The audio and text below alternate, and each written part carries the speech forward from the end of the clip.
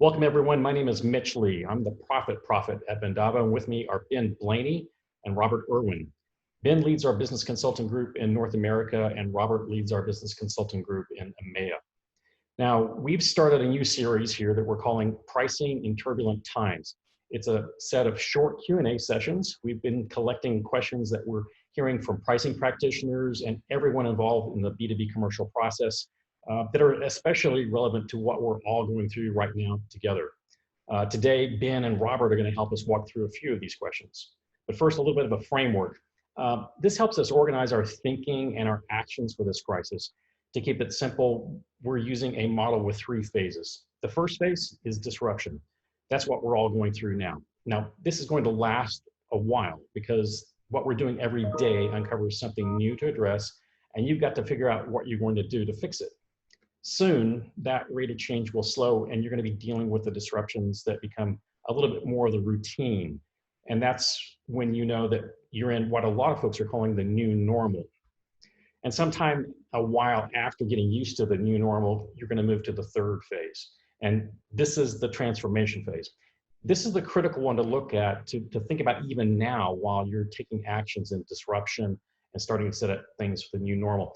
And here's why the transformation viewpoint is critical. The things that you're going to be doing in the new normal are things you had to do to keep things moving, to keep things moving forward. The transformation phase is when you create a holistic, purposeful integration of what you really want to do and things that you really want to do to thrive on the other side of the new normal. So let's turn to questions and get a discussion going with Robert and Ben. And Robert, I'm going to start this off with you.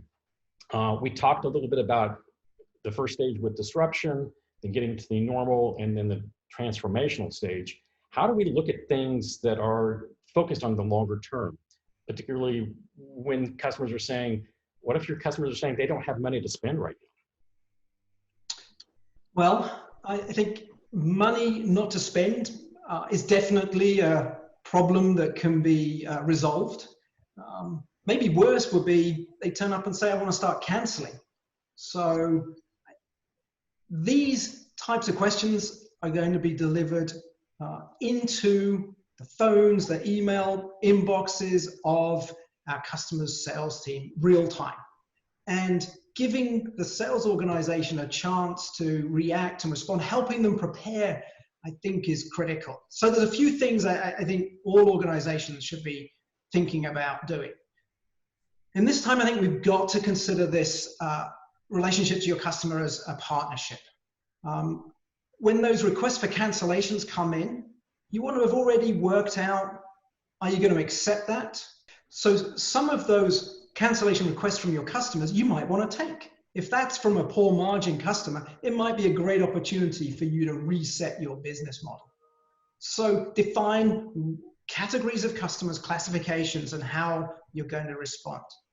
Think about, if they don't have the cash to pay now, alternative business models. So instead of discounting, think about, are there other ways that you can sell your solution? Outcome-based pricing models is a great example. Transfer the risk from the buyer to the seller.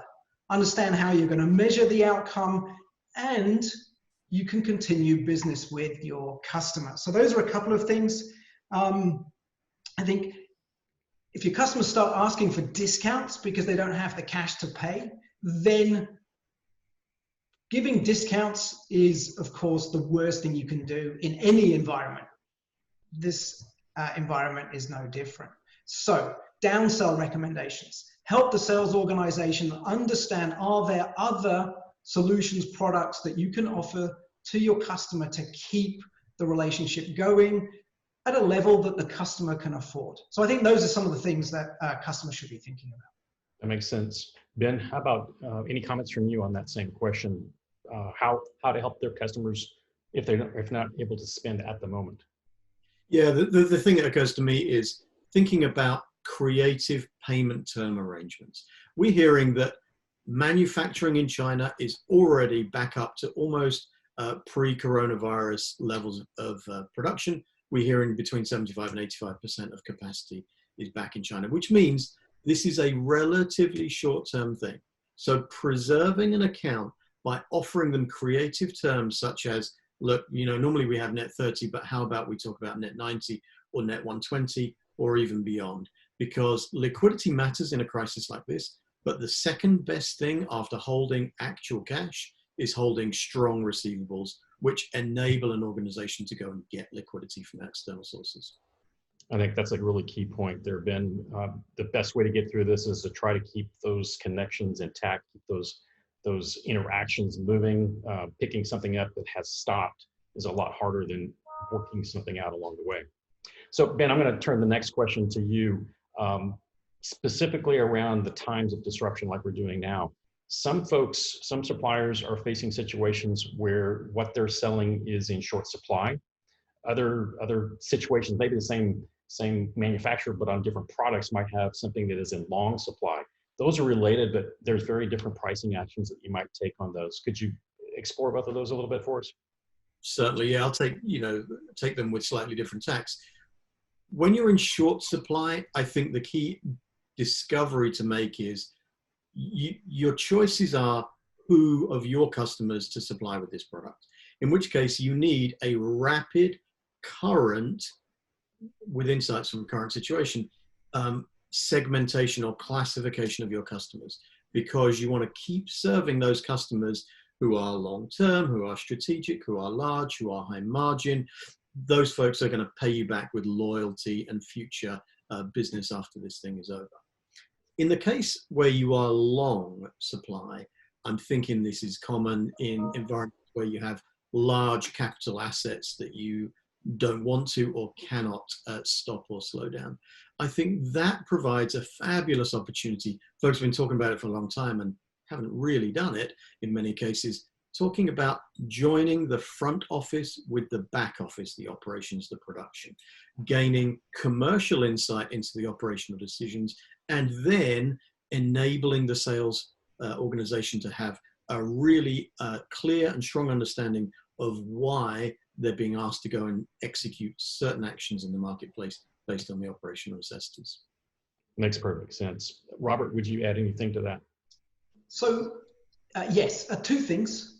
I'd be thinking about communication, constant communication with your customers, especially if you're in short supply, letting them know when products, services can be delivered, keeping them aware rather than waiting for that angry phone call, then calling into the office what's going on.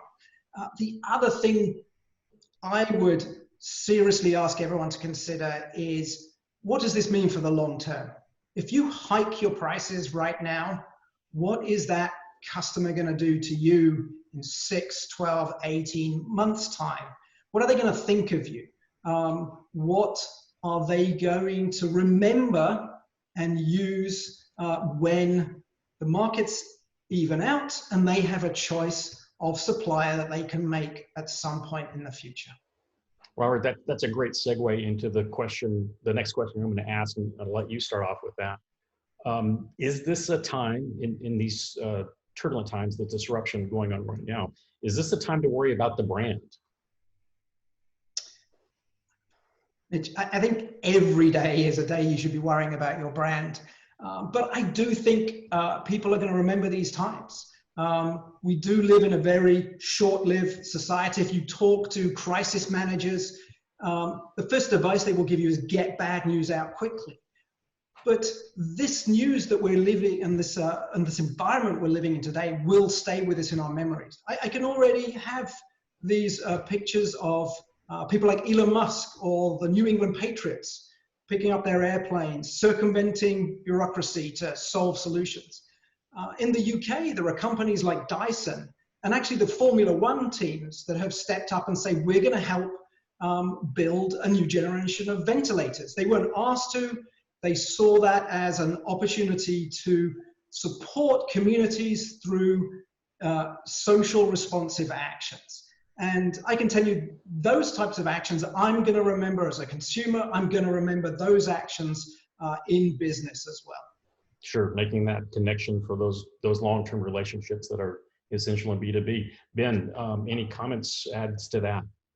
Yeah, I think I would echo what Robert says, and I think I have the lens that I have a suspicion that in the longer term, when we come out of the pandemic, I think we're going to enter a world in which cooperation is more highly valued. We see it today. We understand that an individual's self-isolation, social distancing matters to the community in which they live, and even in a broader sense.